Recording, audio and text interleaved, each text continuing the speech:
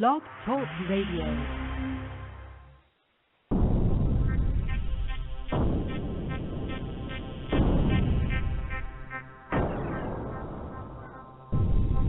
Ladies and gentlemen, it seems we have a problem. I would like to introduce Bigfoots Pad Paranormal Investigations Team.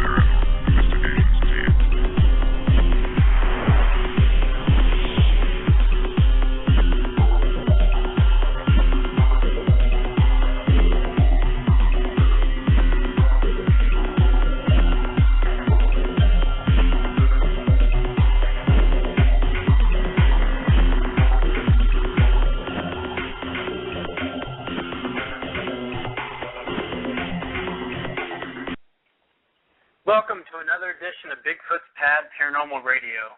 I'm King Sasquatch, and my co-hosts for tonight are... Lost-Made Porter. Lost-Made Porter 1.0.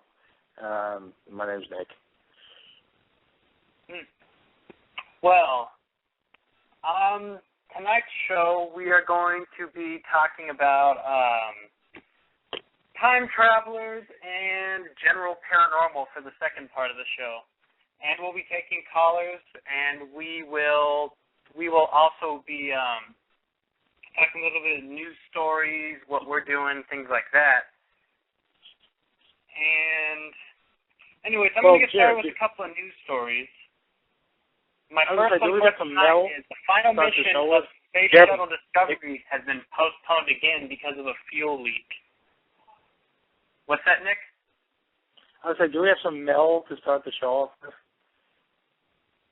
Not yet. Oh, okay. After 26 years of service, the vehicle is due to make one last flight to the International Space Station before being retired to a museum. NASA has struggled all week to get Discovery off the ground, frustrated by poor weather and technical problems. Escaping hydrogen detected midway through fueling left NASA no choice but to stand Discovery down once more. The agency is now planning to launch on November 30th to give plenty of time to fix the leak.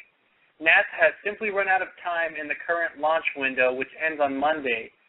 There then follows a 3.5-week period of unfavorable sun angles at the orbiting platform that produced strong heating on a docked shuttle. So what do you think, Nick? Well, if they're having all these problems, why don't they just put it into early retirement is probably the first thing that comes to my mind. Well, Nick, would you want to fly in a space shuttle that wasn't even supposed to fly until that'd be postponed? This isn't the first time it's been postponed. It's happened, I think I've heard it in Reddit on like Yahoo News and stuff a few times. Well, I know that. I was just saying, but would you really feel safe flying on a space shuttle in millions of miles and thousands of miles in outer space, Nick, on something that wasn't even going to take off?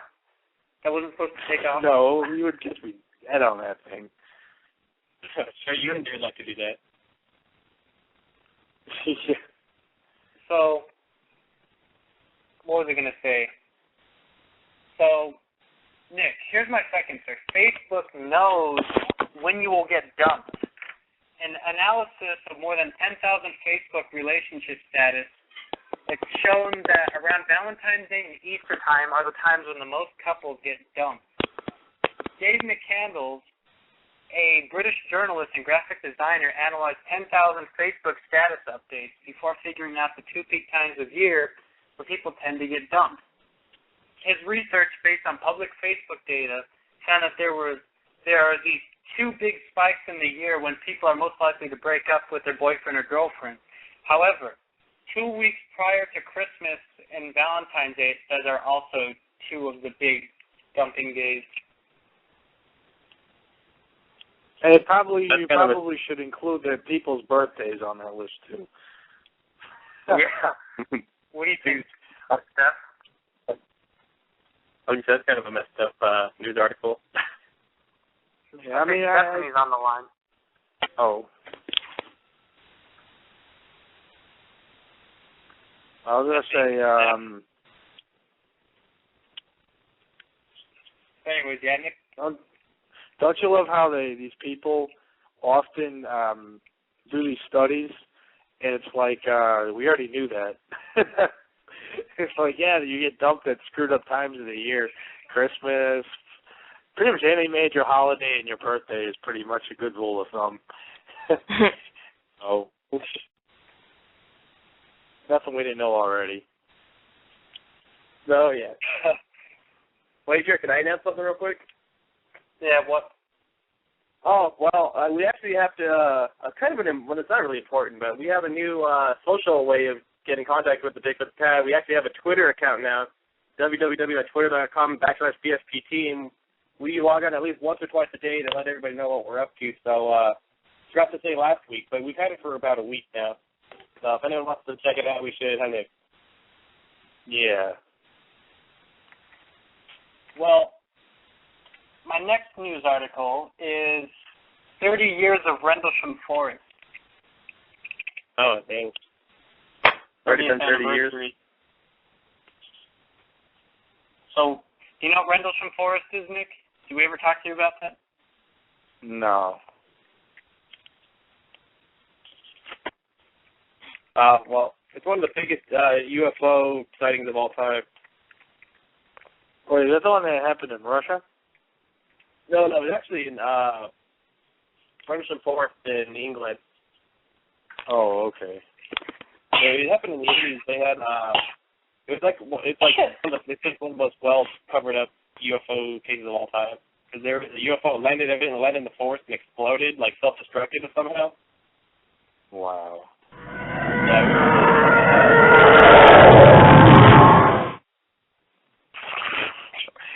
But something like that. Yeah, it sounded exactly like that when it blew up. But yeah, go ahead, Jer. Some say moon photos show signs of alien life. For decades, researchers have claimed that strange objects have been seen on or above the moon, things that shouldn't have been there. From mysterious pyramid shapes to unusual moving lights to tall tower-like objects to geometrically oriented buildings and huge glass-like domes. Stories and pictures abound claiming that Earth's next-door neighbor is loaded with extraterrestrial artifacts. What NASA did not tell the American people is that it discovered the remains of an ancient lunar civilization. To this day, that data and those artifacts have been withheld from the American people, claims Robert C. Hoagland, founder of the Enterprise mission, an extensive private space research analysis website. Hoagland, a former NASA consultant and curator of astronomy and space science at the Springfield Science Museum, was also consulted to CBS News during the Apollo moon mission. He has spent decades looking into what asserts is the truth about the numerous unmanned spacecraft missions as well as the manned Apollo voyages to the moon 40 years ago. The orbital photographs show a scale of ancient alien ruins on the moon, and surface photography by the astronauts have shown remarkable specific example of anomalies that can only be explained through being ancient remnants of some extraordinary advanced technology. So what do you think, Nick? I haven't seen the pictures for myself, but I wouldn't doubt it if there was something on the moon and the government was covering up. I mean, the government always covers stuff up, so that's not a surprise. And exactly, maybe for messed up before they come to Earth, you know. You think that would make a good radio show guest for the future, Nick? I think he'd be a cool guy to have on the show, yeah. Are you going to call him Daddy? Heck yeah. Random. Yeah. Well, what was I going to say? Sorry, I'm looking on his website right now, just looking at some of these weird pictures. So, here's some weird news, Nick. Twinkie diet helps nutrition professor lose 27 pounds. For 10 weeks, a professor of human nutrition ate sugary cakelets every 3 hours instead of meals, it says. Yeah, he lost the weight, but he's probably going to get diabetes or something like that. Heart disease, I don't know, high blood pressure. I mean, come on, eating Twinkies for every 3 hours? Wow. Like eating, Nick. Erectile dysfunction, Nick. Yeah, I'm gonna eat Twinkies all day. I mean, excuse my language. Shoot, that's security guard language for you guys right there. We didn't have any food once in the house because nobody went out to the grocery store and got any food, so I ate junk food for like 2 or 3 days in a row, and I felt terrible, absolutely terrible. So, you would eat Twinkies every 3 hours. I can't imagine it. I myself I'd probably get sick after the first day.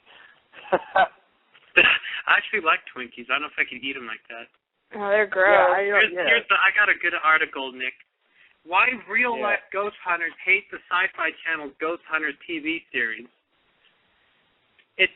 In Butchered Italian, Nick Groff tells the ghost of Pavaglia, creepy island off the coast of Venice, Italy, to use his energy. A faint rap is heard. Jack Baggins, his fellow ghost hunter, hunches over and grabs his stomach and looks like he's going to vomit. What's the matter? Groff asks. I just feel weird, Baggin mutters. A hiss-like sound noise is heard, and just moments before, it's played back, and the proof the ghost hunters needed. It's all the proof they needed.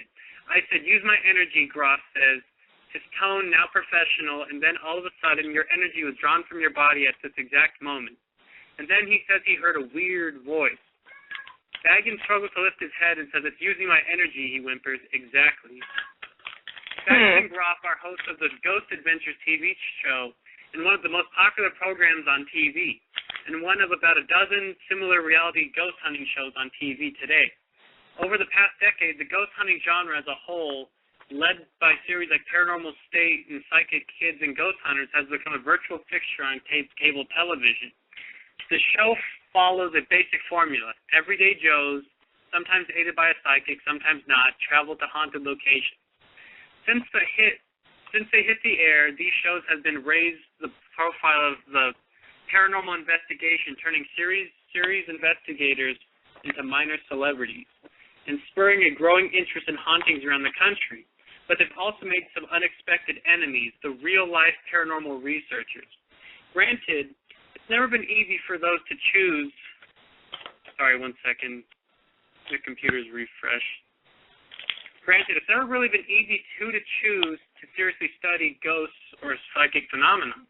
Mainstream science views them with deep suspicion, a contempt fueled by what many see as a gaping lack of evidence. Yet parapsychologists, a handful of PhDs, and fortunate enough to find a home of academic.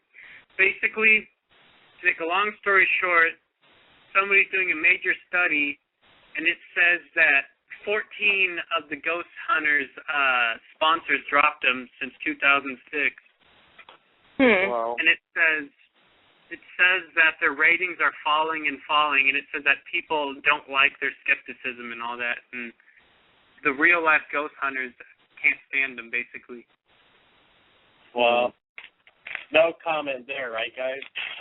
Yeah. What do you think of the article, Nick? I love the Ghost Adventures.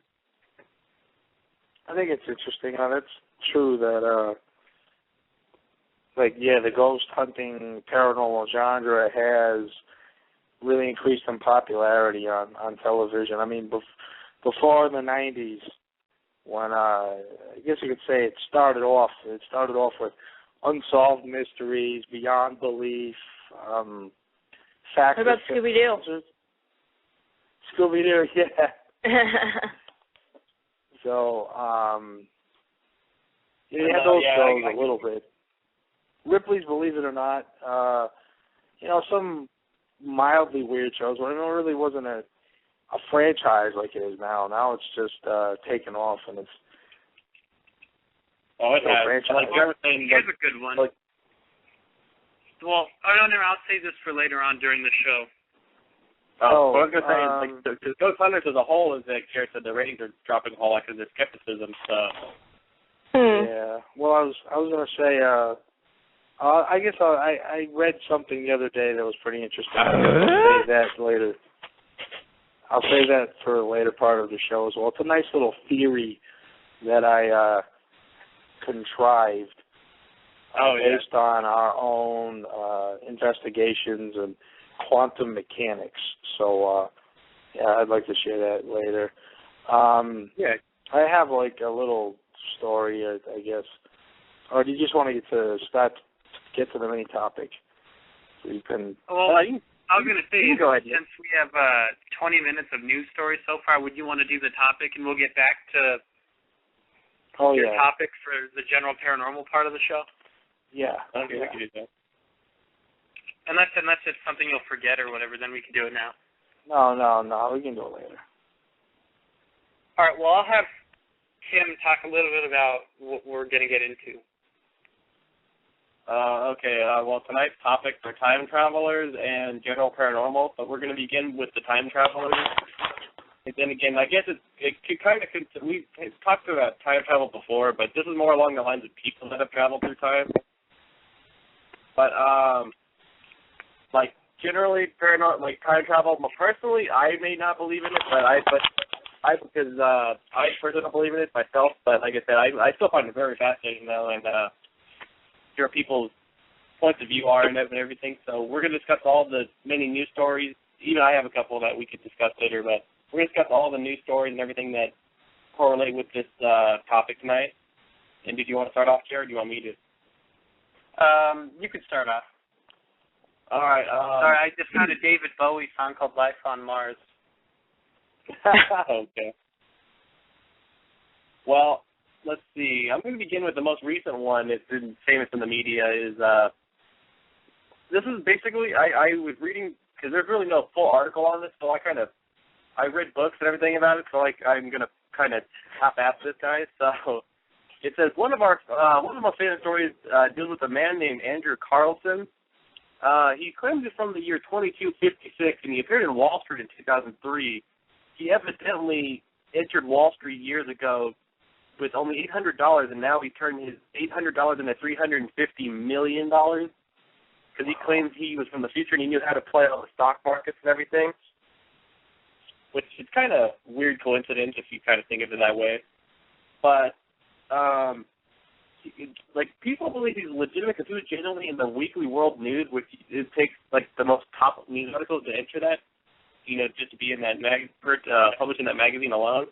But anyways, evidently, he wasn't just playing the stock market, he was self-embezzling. He was buying into his own company and everything. So he was wanted by the police and he skipped town. And they have his mugshot right here, a picture I'm looking at.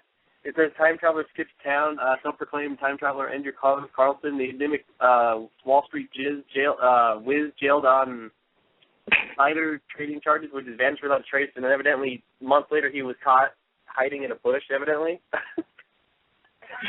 He's in jail now, and the police now want to know why, because they didn't believe in time travel theory for obviously many reasons, so they wanted to ask him what's the deal, and he kept coming back to the same story again, so the judge got frustrated with him and actually threw him in jail for 10 years longer because he thought he wasn't being truthful with the story.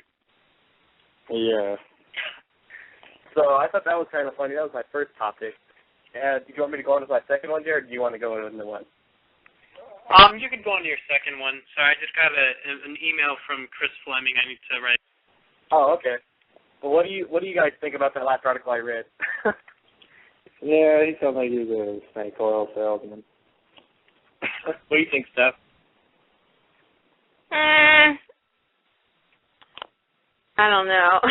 I was sidetracked by something else because I thought you said something. Oh, okay. It sounded like you said something, but you really didn't say it, so I've just been cracking up quietly over here. Oh, yeah, I get what you mean. I got myself. Sorry. Yeah. There's another topic tonight. This was dates back to 1935, actually. It's called Flight into the Future. I briefly mentioned this to Nick. I mentioned this to Nick earlier, but evidently in 1935, an Air Marshal, Sir Victor Goddard, of the British Royal Air Force, he was knighted in the First World War by the Queen, and evidently he had a harrowing experience in the Hawker, in his Hawker biplane. He was a wing commander in World War I. He was while on a routine flight from Edinburgh, Scotland, in 1935. He was heading to his home base in Andover, England, but he decided to fly over an old airfield at the Drem, which is an old abandoned airfield not far from Edinburgh. The useless airfield was overgrown with foliage, and the hangars were filled with cows grazing on all the overgrown foliage. But he continued his flight over Andover, but while he was flying over, he encountered a bizarre storm with brownish-yellow clouds.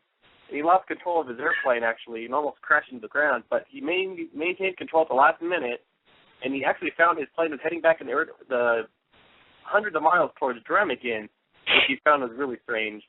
And as he approached the old airfield, the storm suddenly vanished again, and his plane was actually sunshine and completely different than what the weather was a minute ago.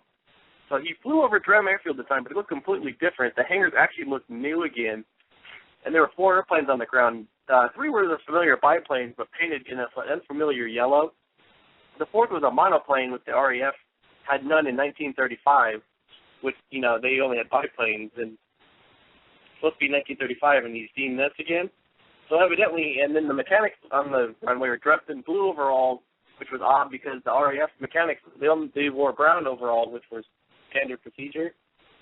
And strange, too, was the mechanics never seemed to notice him flying over, so it wasn't until 1939 where the Royal Air Force actually began to paint their planes yellow and looked at a monoplane called the Magister, which is the one you see on the floor. 1 second, Tim. Yeah. Brent? Yeah, what's up? Hey, Brent. Damn. I didn't even know you were on until just a second ago. Yeah, I'm still at work. My coworkers are doing something, so I can do the radio show. All right. Okay. It's going to be until, or maybe 8:15. What's that? Oh, we're going to be talking till like 8 or 8:15. Okay, I can only stay until 8, and then I have to go back to 7. All right. We're talking about time travelers, like people that came from the future, from the past. Oh, okay. Cool. All right, anyways, you keep telling your story, Tim. Oh.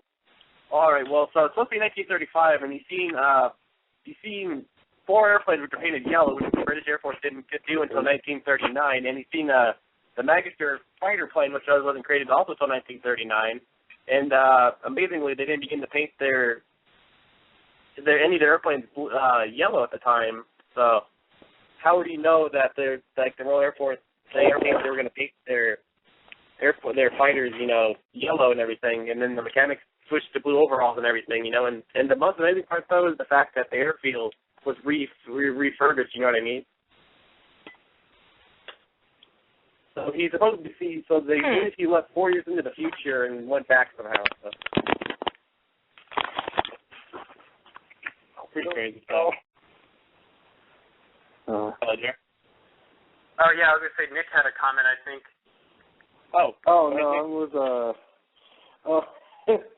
No, I'm just laying on my air mattress right now, trying to fight off my kitten, like jumping on top of me and stuff. But, so Nick, what did you think of that story, though? About the airport, the guy. That's really interesting, and it's totally believable because actually getting into quantum mechanics just briefly, quantum mechanics basically the fundamental thing that goes on at the quantum level of our universe is totally unpredictable behavior by really small molecules, smaller than electrons and protons. And what can happen theoretically is, I guess wormholes and other things can just open up. There's actually a theory called the total chaos theory, which says that at any given moment, the universe as we know it could collapse on itself. So, in this thing where the guy was just randomly flying along, and then there came the storm, and then he was, found himself a few years in the future, could have been a quantum event, a wormhole, or some other type of, I don't know, I don't call it a gateway, but some type of rip in the space-time continuum could have been opened up on a quantum level, because on a fundamental level, everything on the quantum level behaves in a random way. It is impossible to determine where these subatomic particles called quarks and I forgot the other one. But well, I was going to say, Brent, did you hear the whole story, or were you confused on what happened? I only got in when Tim was talking about the planes and everything. So yeah, I'm a little. Tim said there was a guy flying over. To make a long story short, there was a military airplane flying over, and it went through a storm. And then he said when he came out of the storm, he was 4 years in the future. Oh, really? Because his airplane was painted blue, like the standard at the time, Brent. But this old abandoned airfield from World War I. But amazingly, when he flew over 5 minutes ago, it was abandoned and everything. But then somehow he flew back over it, and it was redone, and the airplanes were all painted yellow, which weren't done until 1939. And they didn't even have any fighter planes, one plane, they call them monoplanes, like the one piston, the one engine fighters. Yeah.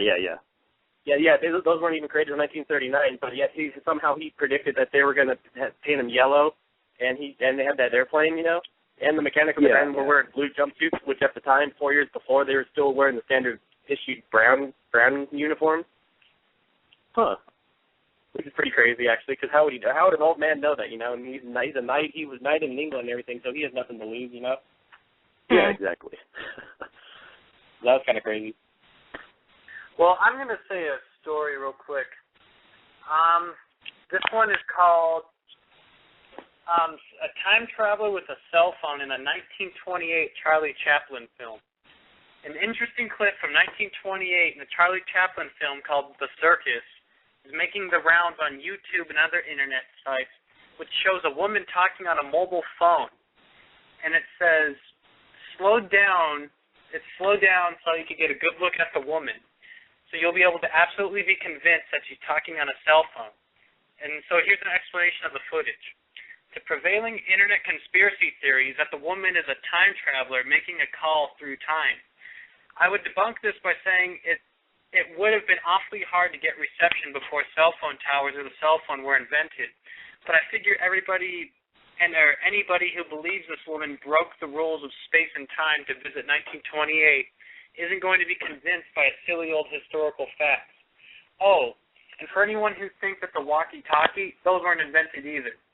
They didn't pop up until 1937, and even then, they were bulky like a backpack. And it says the best theory we've been able to see so far is that the woman might be fiddling with a hearing aid.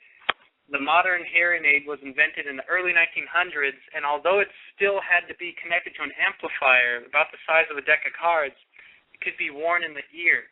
Perhaps this woman was doing that. As for who the woman is, nobody's quite sure. It's convenient that her face and form are hidden behind a bulky jacket and large hat, making it impossible to identify. But I've seen the footage myself. What happens is Charlie runs through an open marketplace, like a bazaar type of place, and some lady walks through the background on a cell phone. It looks like a 1980s cell phone. Oh, yeah, I did see that. That is kind of neat. And, of course, it was in a 1928 Charlie Chaplin film, and I guess there's millions of copies out there on DVD and everything, so it's kind of weird.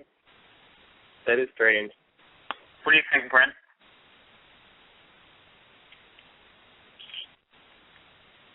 Oh, I think he's busy. Did you catch that one, Steph? What? The Charlie Chaplin thing? Yeah, I did. Don't worry. No, I was going to say, what do you think of it? I don't know. I think it's kind of interesting. How about you, Nick?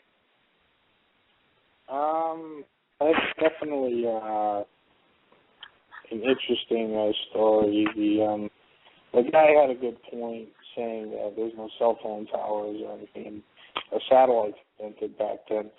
But if that person is indeed a time traveler, well, wouldn't their technology that they have on them be able to also go through the space-time continuum? Don't touch it! It's the history eraser button, you fool! If they have a machine that can break the very space-time continuum, why couldn't they have a communicating device that could do the same thing? Actually, they already, the last time traveling show we did, they already have a machine where they can send data through time. Wasn't that was something we talked about last time, guys? Oh, yeah, I remember that. Built by Ron Mallett from the University of Connecticut. That's right. So, yeah, that's already going on now where they can send data. I mean, it's not really complex pieces of data, but, why couldn't you send a voice signal through time, especially if she is from a very far distant time in the future? They definitely could have technology that's more than capable of that. So, it's quite a mystery. Well, are you back on the line, Brent? Yeah, I'm here. Busy. Oh, okay. Did you hear that story about the Charlie Chaplin film? Yeah. So what do you think about all that? Like, there's a 1928 film, and it's even been reproduced nowadays on DVD, and there's a woman on a cell phone walking in the background or whatever on the film. He's walking on a cell phone? Yeah. Yeah, he walks through like an open marketplace, and there's a woman on a cell phone. He walks by him. Huh. Well,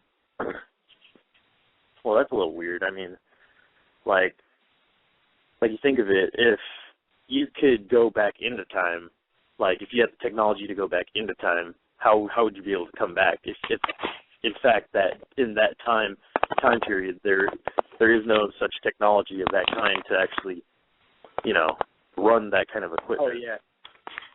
Like how would they even come back? Who was she talking to? What the hell was she doing if there's no cell phone towers back then? Yeah, exactly. I don't know. What do you think, Brent? She could be she could be an alien, like a reptilian. I mean, using advanced technology, you wouldn't know. Exactly. Well, somebody's texting and it's really loud. Not me. But anyways. Oh well.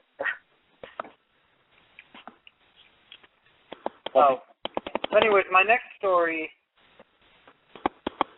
I was going to use, it says John Tidor. I remember we were talking about this a lot on one of our past shows. Yeah, I remember this. Although there is debate over the exact date, it's stated on November 2nd, 2000, a person calling themselves Time Travel Zero and later John Tidor started posting on a public forum that he was a time traveler from the year 2036.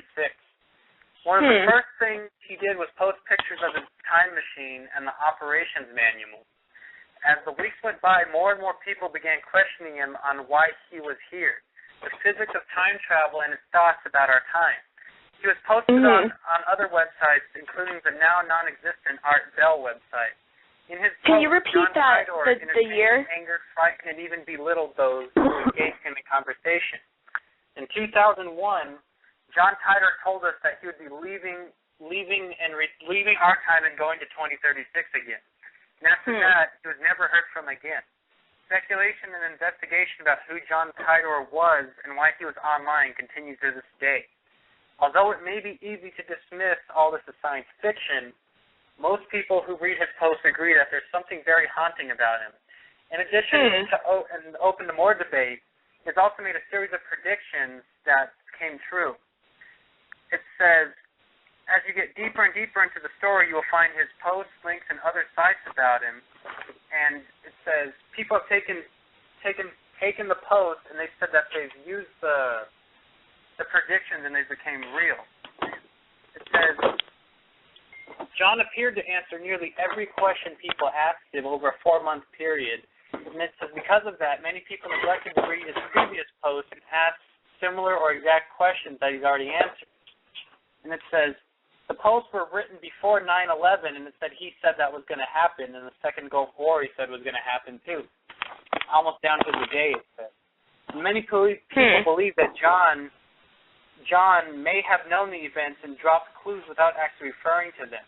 It's also widely agreed that he made several predictions about future physics discoveries that have materialized as he stated. Well, actually, I got one thing to add to that, Jared. It's not really along the same lines of that, but remember the guy I was talking about earlier who said he's from the future and he was self-embezzling in his company? Yeah. They said amazingly this guy came out with a patent somehow. I guess because the Alberta region in Canada has like the richest oil supply in the world outside of the Middle East. So, but the only problem is they can't get to it because it's filled with so much sand and everything inside of it, and they have no technology that could skip through it. This guy somehow patented a device which just through it, which no technology that kind of was even known up until he tried to patent it. That could also help make him rich too. So I thought that was kind of interesting. So the world isn't going to end, because if he's from the year 2036, the world's not going to end then, right? Exactly. Thank God. Well, that's all I have to say. Well, what do you think about that, Brent? Can you hear me? Yeah, I was going to say, what do you think about the time travel John Titor?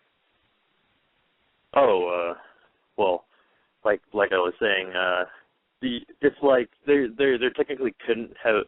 Well, in a way there still could have been an end of the world, or like not like an apocalypse, but like something similar to an apocalypse, probably like a pandemic or something.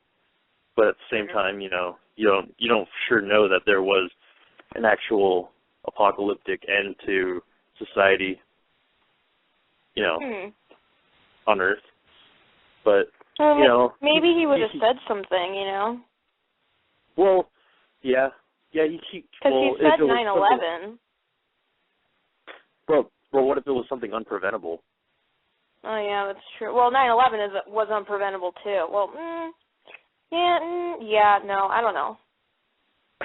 People wouldn't have taken him seriously if you think about it. So it would have been unprevented anyway. Yeah, that's true. So technically, if he did try to change the past, he couldn't, because no one would really believe him, because nowadays everyone would think you're crazy if from the past or from the future. Well, I still think it sounds kind of crazy too, but then it's, I don't know. I mean, I'm gonna give everything a chance, and who knows? Maybe he is a time traveler from the future. I mean, we don't know for sure. I mean, it's not. There's no yes and there's no to that theory that time traveling is real. There's no 100% answer. So for somebody to say, oh, it's not true, it's like, well, how can you prove it to me it's not being true? Exactly. Was something funny? I noticed sorry, Brent. I noticed something else that was unpredictable, Brent. Or unpreventable. Mike wearing a red jacket. Remember back in high school? Oh, yeah, that's definitely predictable and preventable. That was very well,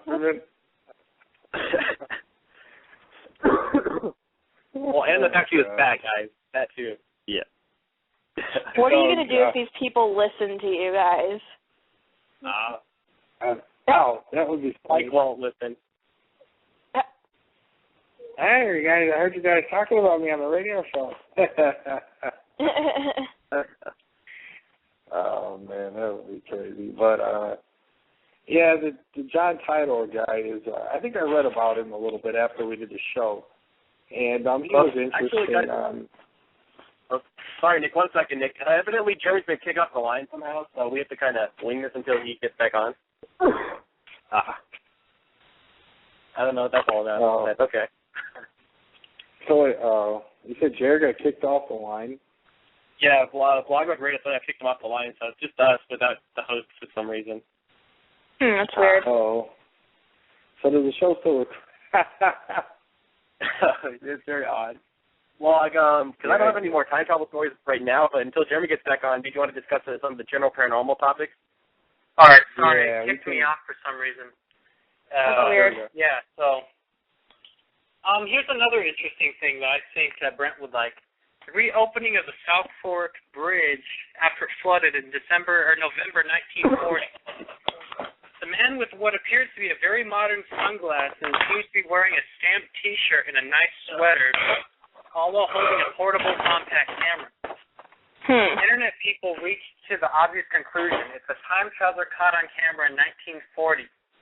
If the story seems straight out of a movie and the photo is in itself a great funny find, the most amusing thing I came up with while looking into this is, as an internet person on the internet, was the reply for a skeptical or perhaps somewhat cynical comment on how spurious it would seem that the idea of a time traveler would want to visit the reopening of a bridge in some small town in Canada.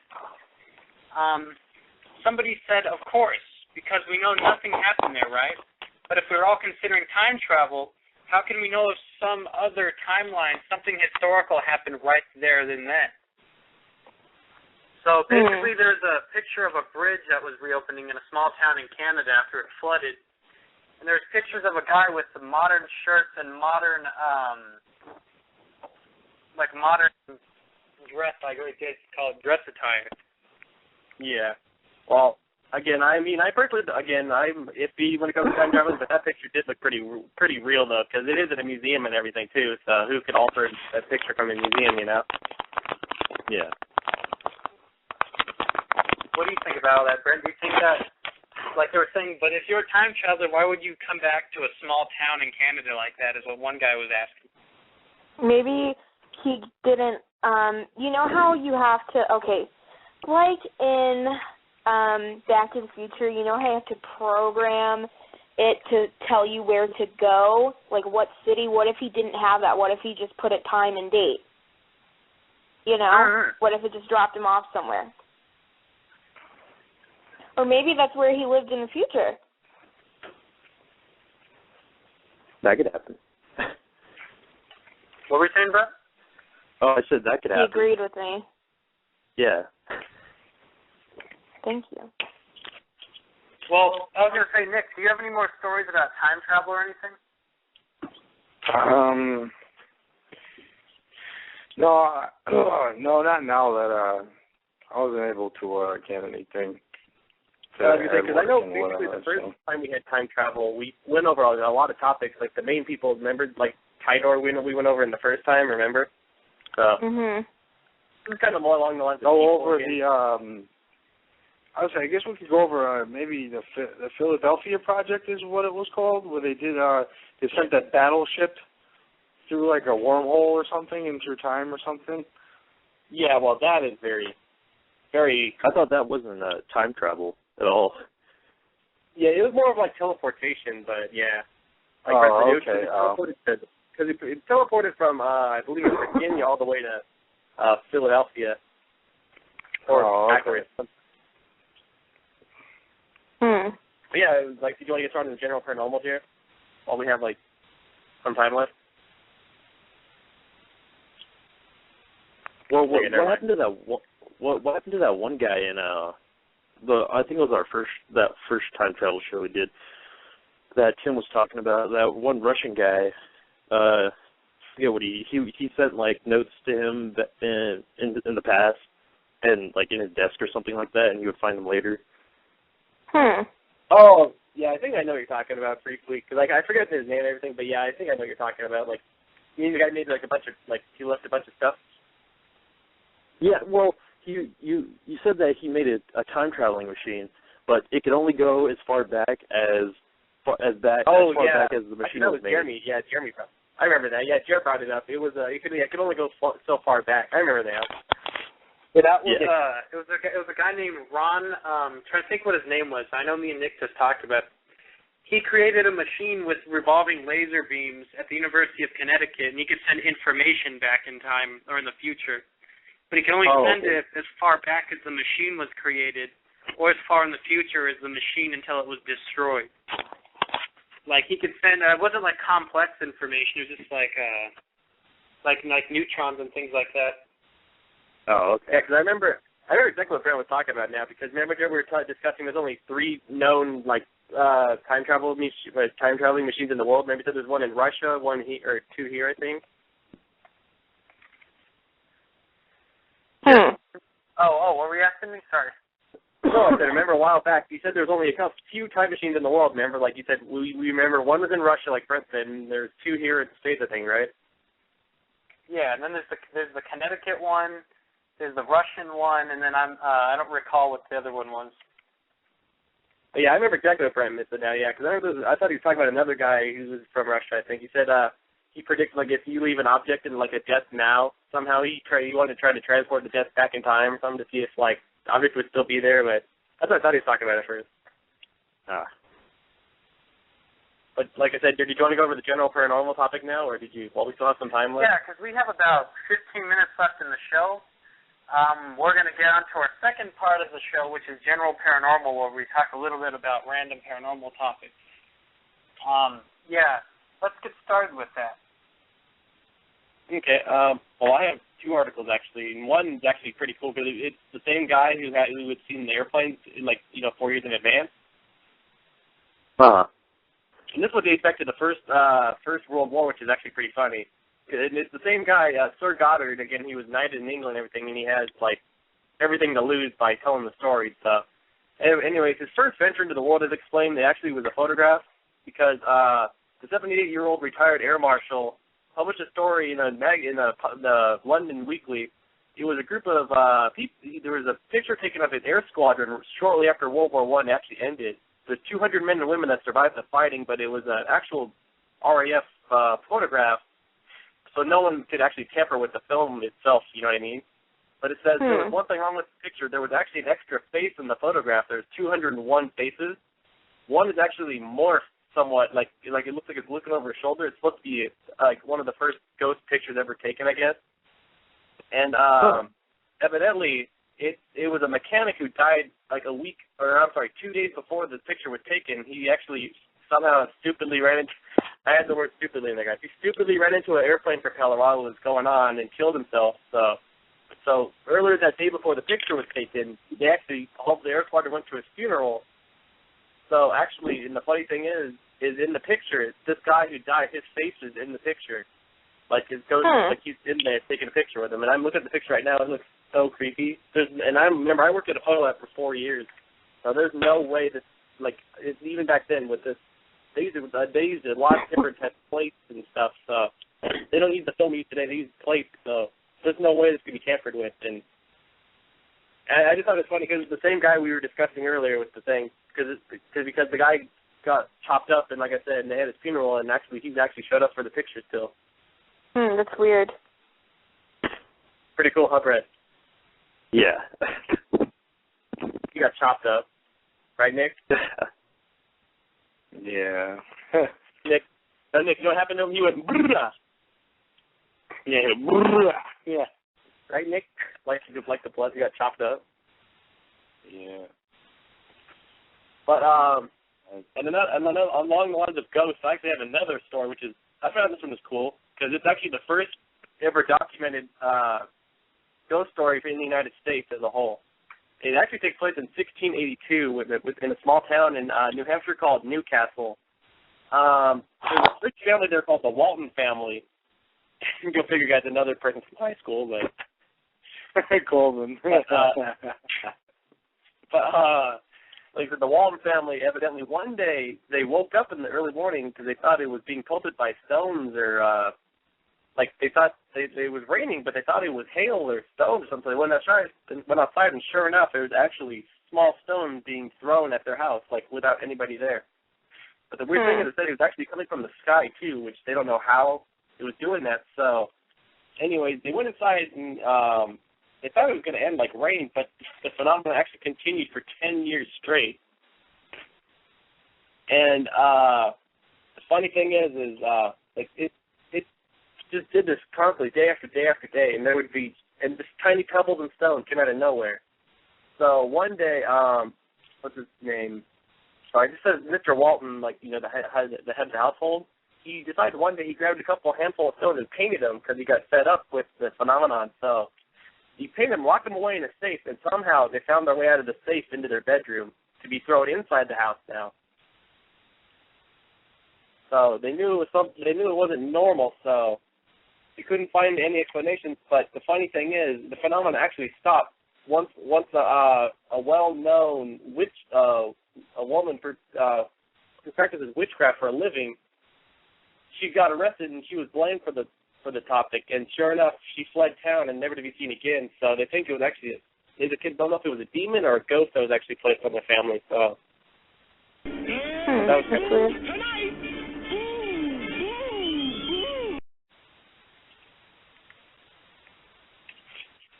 Yeah. That was one of the stories. They dates back to 1682, so I thought that was pretty interesting. And again, the family had everything to lose by just telling the story, and they would totally with it. Like, I doubt they would lie from 1682. What do you think, Nick? Yeah, I don't really know too many details about the story, but yeah, if they put the rocks in the safe and they didn't move the rocks and the rocks were thrown into the house somewhere, well, yeah, it's pretty odd to say. Pretty different. What do you think, Brent? Pretty weird, huh? Oh, no, Brent had to go. He went back to work. Oh, okay. All right, what do you think, Steph? Pretty weird, huh? Yeah, that is pretty weird. I'd be freaked out. Yeah, and I mean, not just a day or two, but it lasted for 10 years. Yeah, that's pretty weird. But I don't know, okay, I was confused because I was relating it to time travel, but you said it was some sort of some sort of, if I heard you right, something like demonic, right? Yeah, because they thought it, because what is, this noise drove these people crazy because it was actually small stones being thrown at their house 24/7, you know what I mean? Yeah, I mean, that sounds annoying. Yeah, so it drove him literally crazy. So one day he just decided to grab some of these stones from outside and see if it was somebody messing with him somehow. But somehow the rocks got out of the safe that he painted and put them in the same stones were inside of his house being thrown. So they don't know what that was all about. And then one day, once the witchcraft lady got arrested, she fled town, and then it all stopped. So they think it may have been a curse on their family somehow. Kind of strange. That's all my news articles today. That's pretty weird. Oh, well, I might as well, I guess, elaborate on your two ghost stories with a theory I've made, I guess. It has to do with spirit and consciousness of people. I was reading a couple days ago about studying about consciousness and the human mind, and people have done studies. You mean psychokinesis, right, Nick? Yeah. It's like that's some part of the experiments.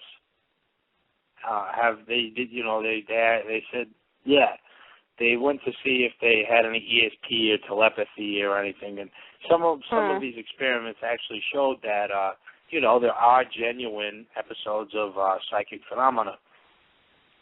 So basically, to make a long story short, they said these scientists now, these psychologists have said, physicists and psychologists have said that part of the mind works on the quantum level, or that the mind of a human being, consciousness, is not a product solely of the brain, which most modern day psychologists and brain surgeons will tell you the mind is just a product of the brain. But this is shown to be disproven because there's these little... I want you to listen to me. I'm going to say this again. I did not have sexual relations with that woman, Miss Lewinsky. There are these little itty-bitty, they're not bugs, but these things called protozoans, and they have some conscious-making ability. Like they can learn things and avoid things and whatnot, but they do not have a brain. They don't even have a nervous system. But yet these single-celled organisms they do exhibit consciousness on a very, very simple level, but they do have consciousness that these scientists said. So they hypothesize that consciousness emerges perhaps from another. I will go to say this. This is my opinion. I believe it comes from some type of another dimension. Part of us exists on another plane. And what is interesting is when I was reading this stuff, it said that the consciousness of a human being can emerge through the neuroreceptors in the brain on the electromagnetic level. Now, everybody, well, maybe not everybody, but people who work with who've done ghost hunts know that ghosts are often sighted or phenomenon often occurs in areas with large amounts of electromagnetic fluctuation, or when a ghost appears, electromagnetic fields change. So whatever a ghost is, which I think is an interdimensional whatever, cuts into our dimension using the electromagnetic fields. In the brain of a human, the consciousness, the aspect of I, as it is called in psychology, emerges possibly through the electromagnetic fields in the brain. So whatever type of energy is in us, our spirit, our soul, as it is called, theory from through the electromagnetic fields, just like ghosts do. But back in Descartes, who's a very famous French philosopher, I know it wasn't Descartes. It was another philosopher that said, we are ghosts trapped inside a machine. And I think he was being sarcastic with the statement, but... Oh, we've gone bananas for Big Banana and Crayon. I think he was getting onto something there. Our bodies are very much machine-like. I've even heard people call them machines. And then we have this energy or this spiritual essence of us coming into these machines, our bodies, through the electromagnetic fields in the brain, which is a lot like ghosts manifesting themselves using electromagnetic fields. So it may or may not be a link, but I found that very interesting because this was not on a paranormal website. This is an academic thing. These are scientists saying this. The consciousness in our mind can emerge from the electromagnetic fields in our brains. So, that it goes back to, the ancient wisdom in all the world religions and whatnot of ghosts are just spirits and souls of people. There's scientific evidence that, Hey, sorry to interrupt you, but we have 40 seconds left in our show. Oh, okay. I'm sorry. Well, thanks for listening again tonight, everybody. We'll have you back with Nick Spot on Sunday's show when we're going to be interviewing a guy about a southern Nevada and Utah Bigfoot. But thanks for listening tonight, everybody. Today's show. Yeah, thank you. I'll do a quick recap. We talked about time travel, time travelers, and general paranormal. And again, at 6:30 p.m. Pacific on Sunday, we'll be hosting another show. And again, thanks for listening tonight, everybody. Yeah, thank you.